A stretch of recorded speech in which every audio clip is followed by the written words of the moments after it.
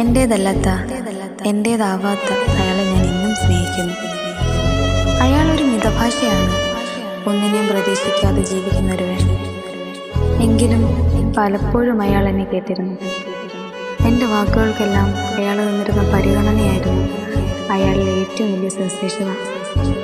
തെറ്റിദ്ധരിച്ചു എന്ന് വേണം പറയാൻ. വാക്കുകൾ അവസാനിച്ചത് കൊണ്ടാണോ അതോ വാക്കുകളിലെ പുതുമ നഷ്ടപ്പെട്ടത് കൊണ്ടാണോ എന്ന് എനിക്കറിയില്ല. ഇന്നെന്നിൽ വാക്കുകളുമില്ല, അത് കേട്ടിരിക്കാൻ അയാളുമില്ല. ആഗ്രഹിച്ചതെല്ലാം നഷ്ടങ്ങളുടെ പട്ടികയിൽ ഇടം പിടിക്കുമോ എന്നുള്ളതിൻ്റെ ഉൾഭയം കൊണ്ടാവാം പരാതികളും പരിഭവങ്ങളും എനിക്കിടയിൽ സ്ഥാനം പിടിച്ചത്. എന്നാലും അയാൾ അറിഞ്ഞില്ല, തിരക്കുകൾക്കിടയിലും എൻ്റെ വാക്കുകളെ പരിഗണിക്കണമെന്നത് എൻ്റെ ഭാഷയാണ്, ഈ പരാതിയൊക്കെ എന്ന്. എങ്കിലും അയാളുടെ ഈ നിശബ്ദതയെ ഞാൻ ഇഷ്ടപ്പെടുന്നു. അയാൾ എന്ന് മാത്രമാകണമെന്ന് മനസ്സ് പറയുന്നത്. ഇതാണോ